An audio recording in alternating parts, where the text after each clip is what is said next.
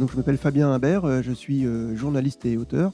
Donc, en tant que journaliste, je suis notamment, rédacteur en chef adjoint de Rome Porter, donc le magazine de la culture, rome. Je travaille aussi, assez régulièrement avec Le Nouvel Économiste, qui est un journal hebdomadaire, donc qui parle, comme son nom l'indique, d'économie et qui parle assez régulièrement de Rome aussi, du point de vue économique. Je travaille aussi avec la Revue du vin de France depuis une dizaine d'années. Alors comme son nom l'indique, c'est un magazine qui parle, de vin, mais aussi parfois de spiritueux et aussi parfois de rhum. Et je suis aussi auteur de livres sur les vins et spiritueux, notamment d'un livre, sur le rhum qui s'appelle Rome.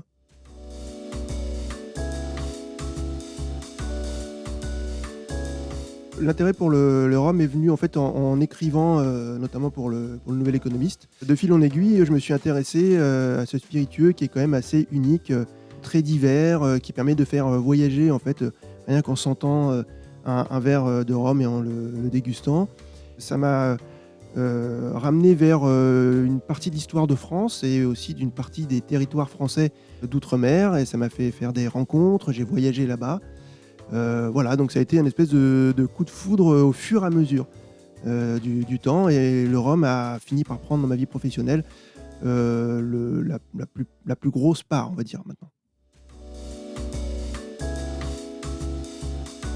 Oui, alors la première fois que j'ai dégusté du rhum, alors j'étais majeur, je tiens à le dire, et c'était, avec mon père, qui avait fait un petit punch tout simplement et donc j'ai goûté, alors il en faisait pas souvent mais de temps en temps et j'ai gardé ce goût-là et ça m'a plu en fait et ce qui fait que quand j'ai dû, écrire sur le rhum des années plus tard, j'avais déjà ce souvenir agréable en tête.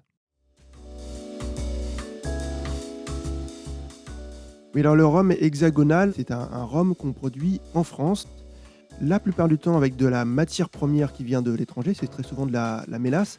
Donc la mélasse qui est issue donc de l'industrie, sucrière, mais qui vient, à la base de la canne à sucre. Avec, Rhum Porter, on a, dénombré, plus de 30 distilleries, qui, distillent du rhum sur les territoires, français, enfin hexagonal on va dire, parce qu'on en distille bien sûr dans les outre-mer, à La Réunion et cetera. Et donc ce qui est intéressant, c'est qu'on fait aussi du rhum français avec des cannes à sucre qui ont été plantées en France, que ça soit, sur le continent ou en Corse. Et c'est vraiment, quelque chose qui est en train de se développer, même si ça reste pour l'instant de petits volumes. En tout cas, c'est très intéressant.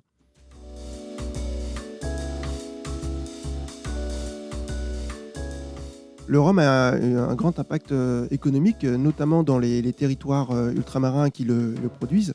C'est-à-dire, ça permet donc de créer des emplois, de la valeur ajoutée et c'est quelque chose qui est très reconnu à l'international. Ce sont des savoir-faire, ancestraux. Pour ce qui est de l'Hexagone aussi, bon, il y a une longue, culture et une longue tradition, de la distillation, hein. Donc ça peut être des eaux-de-vie, plus récemment du whisky, du cognac, l'Armagnac, Calvados et cetera. Et autour de la simple, distillation et vente de rhum, il y a aussi tout ce qui est, embouteillage, donc production de bouteilles. Il y a aussi production de tonneaux, de levures. Il y a aussi toute la culture de la canne, il y a aussi l'industrie sucrière autour. C'est des dizaines, voire des centaines de milliers d'emplois que le rhum, fait vivre. Quand on parle de rhum en France, on pense tout de suite, au rhum, ultramarin. C'est normal, on est français, donc on pense au rhum, français. Mais il est vrai qu'il ne représente, qu'entre 2-3 finalement de la production mondiale. Donc c'est assez peu et c'est un spiritueux en forte croissance un peu partout. Notamment au Royaume-Uni, là, les ventes de rhum ont dépassé les ventes de whisky. Donc c'est assez incroyable. Ce qui explique pour moi, notamment, cet appétit pour le rhum, c'est que c'est un spiritueux extrêmement diversifié. C'est-à-dire qu'on peut le boire, blanc, on peut le boire, c'est-à-dire jeune, on peut le boire vieux, c'est-à-dire vieilli, dans des fûts, notamment, d'ex-Bourbon, hein, pour la plupart du temps et on peut aussi le boire en cocktail, on peut le boire pur, on peut le boire sur glace, on peut le boire en long drink et c'est vraiment, sa diversité qui est, je pense, très alléchante pour les consommateurs. On peut aussi le boire avec des fruits, et des infusions, des rhums arrangés, des rhums épicés et cetera. Et puis, il y a ce côté un peu sucré forcément, qui plaît beaucoup aux consommateurs, notamment aux consommateurs, primo-accédants, on va dire.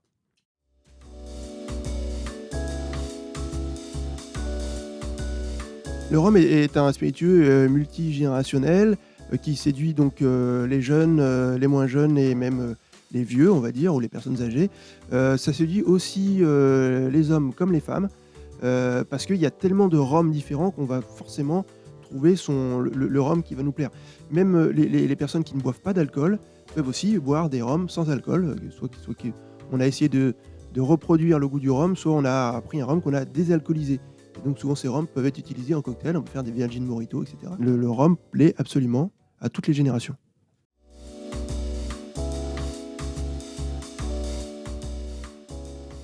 Alors, ce qui m'intéresse dans le mondial du rhum particulièrement, c'est de voir toute la filière se retrouver à un endroit, à Paris, donc qui deviendra la capitale mondiale du rhum pour 3 jours, on va dire. Et ça, c'est vraiment hyper intéressant parce que j'ai vraiment envie que le public parisien, les touristes, puissent voir comment on fait du rhum et comprennent tout ce qu'il y a autour, rencontrent les producteurs, mais aussi les gens qui peuvent faire des tonneaux, les startups, etc.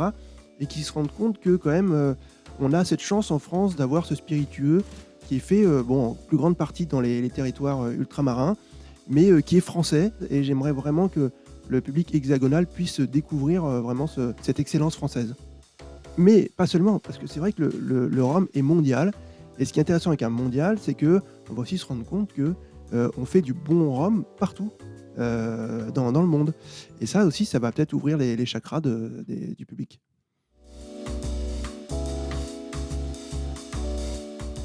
Alors, c'est vrai que les femmes sont de plus en plus présentes dans le monde du rhum. Cela dit, je vais mettre un bémol, c'est-à-dire qu'elles sont de plus en plus présentes, mais ça part de très bas quand même. C'est-à-dire qu'on les voit de plus en plus dans les métiers de la production. Il y a des maîtres de chais, des maîtres assembleurs. Il y a aussi des femmes donc, qui font qui font le rhum, c'est-à-dire qui l'imaginent et ensuite ça devient finalement leur création, qu'elle soit en France ou à l'étranger. Notamment une grande dame du rhum qui s'appelle Joy Spence chez Appleton, qui a été un peu une pionnière. Mais en fait, maintenant, il y en a un peu partout dans le monde. Aussi dans tout ce qui est marketing, dans les laboratoires, l'embouteillage, enfin, il y a des femmes partout. Cependant, comme dans le vin, par exemple, parce que je m'intéresse aussi au vin, elles sont de plus en plus nombreuses, mais les postes de direction, les gens qui vont économiquement détenir le rhum, restent encore des hommes.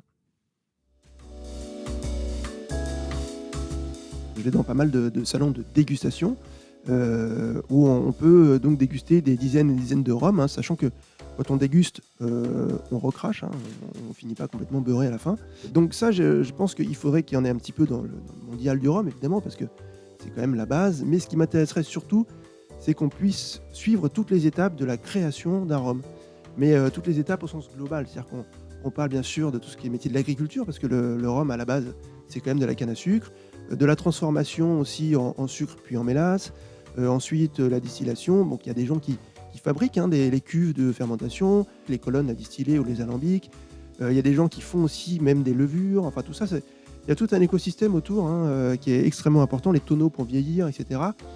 Il y a des gens aussi qui réfléchissent à comment faire pour faire en sorte que les gens qui cultivent la canne et qui coupent la canne à la main aient moins de problèmes musculo-squelettiques. Enfin, il y a plein d'innovations aussi dans le rhum. Donc ça, c'est vraiment ce que j'ai envie de découvrir au Mondial du rhum.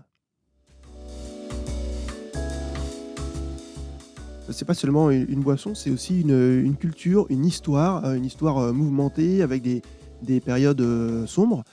Donc j'en parle notamment dans mon livre sur le rhum. C'est aussi tout ce qui est autour de la gastronomie. La gastronomie, on fait beaucoup de plats à partir du rhum ou aussi des accords entre les mets et les rhums.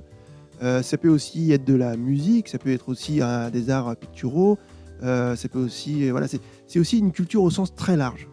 Oui, si j'avais quelque chose à rajouter, ça serait de vous abonner à Rhum Porter, donc le magazine La Culture Rhum. C'est vrai que vous apprendrez plein de choses sur les nouvelles marques et les marques plus installées, mais aussi comment on fait le rhum, quels sont les différents types de rhum, tout l'écosystème du rhum, la culture du rhum.